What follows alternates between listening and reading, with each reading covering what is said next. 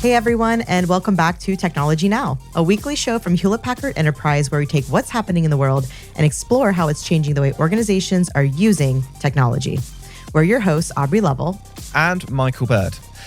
Now, sustainability is a big topic in the tech industry. It can mean anything from sourcing sustainable energy in the supply chain to simply turning off the lights in our data centers. But in this episode, we're drilling into something that's arguably under-discussed: how to make IT itself more sustainable through the life cycle of its products.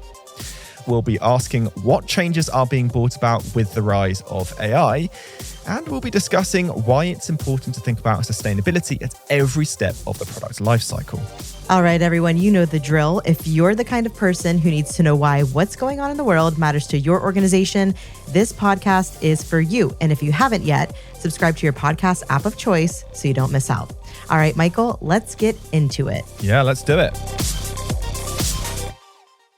Now, sustainability is obviously more than just a buzzword in tech. It's something our organizations are increasingly having to take seriously to meet our own corporate goals and international regulation. And of course, to help save our environment. Yeah, that is all right, Aubrey. Now, according to the International Energy Agency, data centers worldwide accounted for 1% of global electricity demand. And we've linked to that in the show notes. And it may surprise you, but according to reports, the IT industry produces a comparable amount of greenhouse gases to the aviation industry. And we've also put a link to that in the show notes too. So, what are we doing to make sure that we are focusing on the right things to make sure tech as an industry is as sustainable as possible? Well, to find out more, I recently had a chance to meet with Karim Abuzahab, Principal Technologist for Sustainable Transformation at HPE's Living Progress organization. So Karim, welcome to the show. Thank you so much for joining us. I'd love to start off with the big question. Can investing in more sustainable IT put you at an advantage? And if so, how? Yeah, so it's a very interesting question because from what we're seeing, what we're hearing from our customers, there are multiple drivers for them to adopt sustainability. And it starts with, especially here in Europe, first and foremost, we have a lot of regulations that are coming in at the data center operators, namely one of them being the EED, or the Energy Efficiency Directive, which was just put into law just this year, basically. It was put into effect. And one way that data center operators are actually adopting IT sustainability or choosing to adopt IT sustainability is to be proactive when it comes to these regulations. So to be ahead of the wave, basically. Secondly, we're seeing a lot of change in the whole ecosystem on a global scale. And from what we're seeing is that a lot of consumers, so the end customers of our customers, are requiring more sustainable products. And that doesn't mean only in IT, but we're talking in F&B, in everything across the whole spectrum, basically. And our customers or data center operators are choosing to adopt more sustainable practices in order to appeal to the growing part of the consumers that are requiring more sustainable products. So when it comes to IT infrastructure, what's the difference between sustainable and non-sustainable? Are we talking about like waste, recycling, power consumption, that sort of stuff? Yeah. So in the team, we're not a very big fan of framing it as sustainable versus non-sustainable. Okay. That's why we prefer to use the term sustainability of the IT itself. Got it, yeah. Because there are a lot of decisions that could be made to make the IT more sustainable throughout the life cycle. And this is where in HP we try to take a really holistic approach when it comes to that, starting with the beginning. So we have our Design for Environment program, which last year celebrated its 30 years of existence. So we have been thinking about that for more than 30 years in HPE. And now we have our Design for Sustainability program, which includes our own taxonomy, as well as we're trying to integrate sustainability within our business units for them to be thinking about including a sustainable factor in the design and development of their future products. After that, and as we know, most of the energy that a server, for example, utilizes comes from its use phase and not from its embedded carbon, so to speak. This is where our practice comes in, HP Sustainable Transformation Team. Our practice basically meets up with customers where we share best practices with them on how to conduct or how to achieve better efficiency in their IT operations or while running their IT. what we do as well is that we go around, and when we find a topic that is of interest or that helps customers achieve IT efficiency, and we don't find any resources or material about it, we go ahead and we write a white paper about that subject. And this is basically what we do. So we have a series of white papers dedicated to the 5 IT efficiency levers that we basically made, which is our framework, which is over 2 decades old. And these includes data efficiency, software efficiency, equipment efficiency, energy efficiency, and last but definitely not least, resource efficiency. And then it also doesn't stop there. So what we do at HPE, if we have customers that are interested, or if we have data center operators that are interested in looking further and thinking about how can they achieve their sustainable IT operations or IT sustainability, we have a whole wide offering from our advisory and professional services. And these range from helping our customers even benchmarking, so energy and emissions reporting tool, for example. We can also help them in water usage analysis, and basically to help them with the regulatory landscape that is happening now. We also have what happens to these assets at the end. And going back to what I mentioned earlier, you can take choices at every single stage of the life cycle. Yeah. And what happens to those assets when me as a customer or as a data center operator, I do not need them anymore? It doesn't mean that we have to throw them away, of course. And this is where HPFS has been making strides in that space, basically. So to have like a sustainable IT infrastructure, a sustainable data center, like it doesn't happen by accident. It requires some careful planning, probably years before you're even going to start putting any equipment in. You know, you really need to think about it. Is that what you're sensing at the moment? You're exactly on point. So from our conversations with our customers, we're seeing a lot of IT organizations are kind of struggling with how to include sustainability as part of their strategy. So we wrote a 6-step workbook on how to implement a sustainable IT strategy. And the first step that we actually included in the workbook is setting up your strategy. And this is where we are trying to help our customers to include that as part of their wider IT strategy. And next, after that, step 2 is gathering the partners, the right partners to help them on that journey. I'm not going to spoil the workbook for you. That's where you need to check it out by yourself. So have you seen the attitude to customers change, I don't know, even in like the last 5 years? Like, has it gone from a perspective where you're sort of banging a drum but nobody's listening to now customers are coming to you to say, actually, this is something that the business is coming to me on and I need to do something and I don't know what to do? Like, is that, like, are you starting to see a shift in customer attitudes? Yes, absolutely. Our engagements have been increasing year over year every time that we check. So, and it's not only our sustainable transformation, our own team's engagements, but also we're getting more and more questions from our customers that are directly related to IT sustainability, whether it's on the embedded part, so the carbon footprint of that IT before they purchase it or before they get it, or how can they actually enhance the way or improve the way they run their IT, so the use phase. And we're seeing that, again, driven by regulations, the ecosystem, but also very important to mention is that every time our customers achieve more efficiency in their IT, that most of the time results in cost efficiency. So that they can actually lower the costs while implementing IT sustainability measures. And from what we're hearing from our customers, a lot of the times they have an internal agreement with their wider business organization that they can actually keep that part of the budget that they're saving up and use it to drive innovation in other places. Thanks for bringing us that, Michael. And we'll have more from your interview with Karim shortly, so don't go anywhere. Okay, well, now it is time for Today I Learned, part of the show where we take a look at something happening in the world that we think you should know about. Aubrey, what do you have for this week? So, Michael, I know you've got an EV, so I you'll do. absolutely love this one.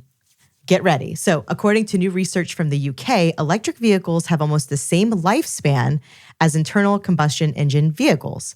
The report, published in the journal Nature Energy, which we've linked to in the show notes, contradicts one of the most common criticisms about EVs, that they are built to be disposable and don't have the lifespan of their fossil-fueled counterparts.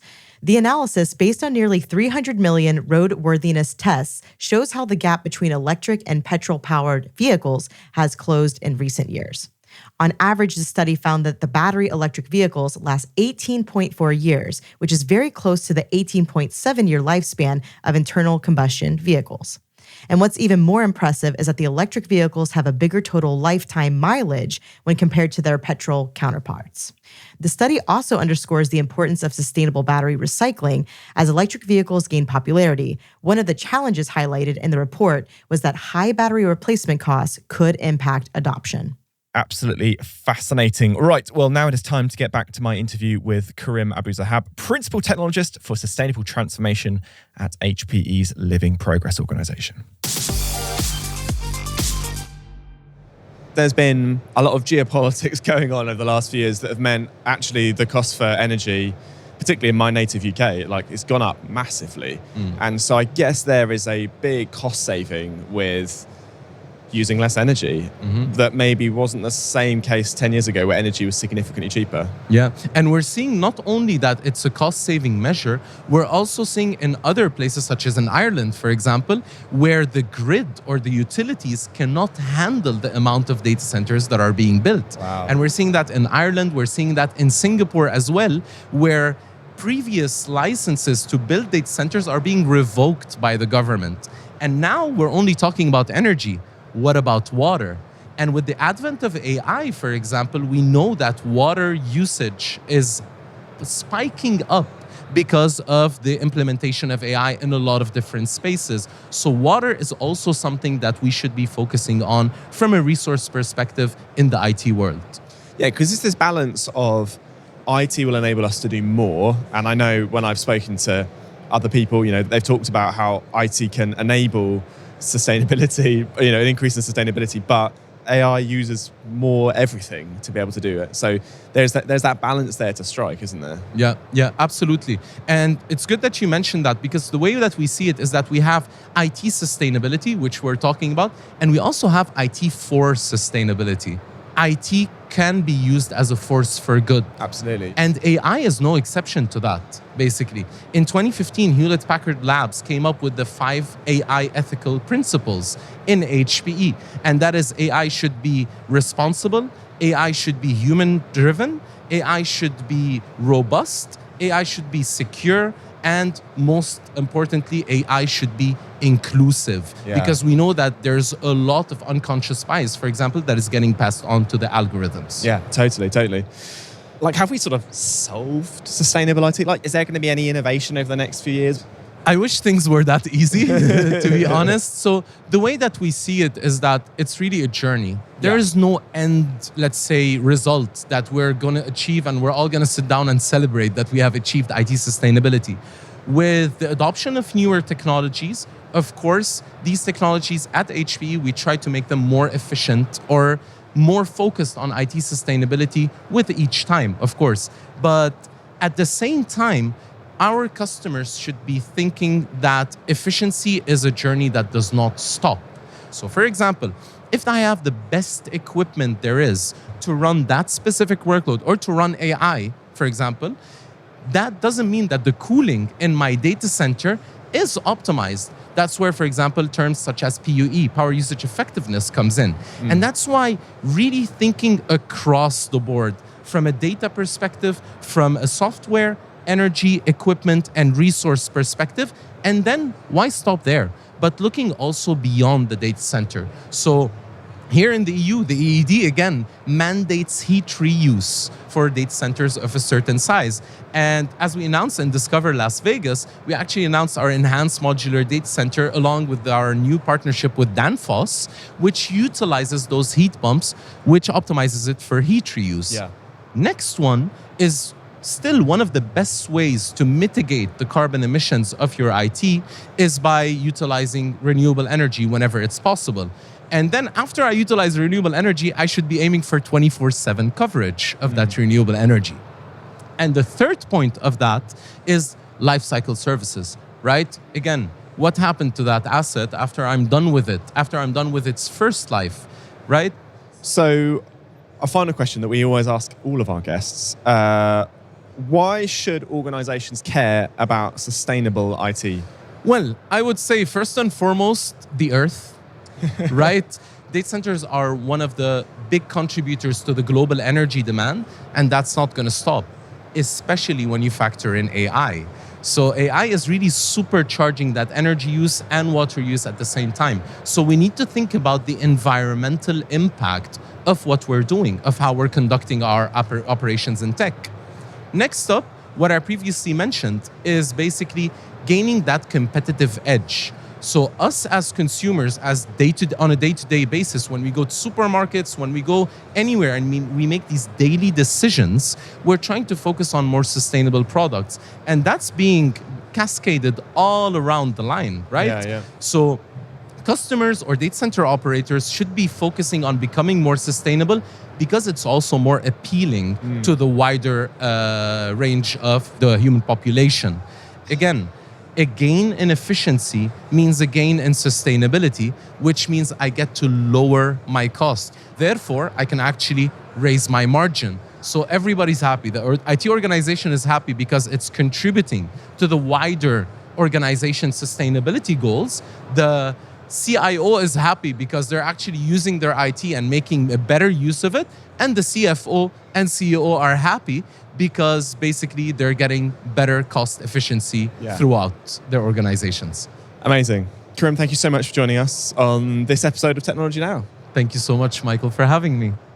Thanks so much, Michael, for bringing us that interview with Karim. It's been a fascinating conversation, and you can find more on the topics discussed in today's episode in the show notes. Okay, well, we're getting towards the end of the show, which means it's time for This Week in History, a look at monumental events in the world of business and technology, which has changed our lives. Michael, what do you have for us today? Well, the clue last week was it's 1977 and this flight boldly went, but it was not alone. Aubrey, did you have any idea what it was? I do not. I think last week you said, I think it's something to do with space. And you were correct because it was the first flight of the Space Shuttle Enterprise, named after the iconic sci-fi vessel. Now, the Enterprise was ironically never meant to leave Earth. Instead, it was built as a testbed to establish how well space shuttles would handle Earth's atmosphere. Now, to test this, the shuttle was strapped to the top of a jet airliner and underwent a 2.5-hour flight to prove that the concept worked and the spacecraft could survive atmospheric flight. Now, the test was successful and led directly to the first orbital shuttle launch, STS-1, with the Space Shuttle Columbia on April the 12th, 1981. Enterprise would conduct 4 more tests before being moved to a museum in 1985. I think I've been to that museum. What's the clue for next week, Aubrey? Well, the clue for next week is it's 1902 and this invention sucked. Any ideas, Michael? It has to be some sort of vacuum cleaner, maybe. If it's not, that's then what I'm thinking. I've got no ideas. Well, we'll have to find out next week.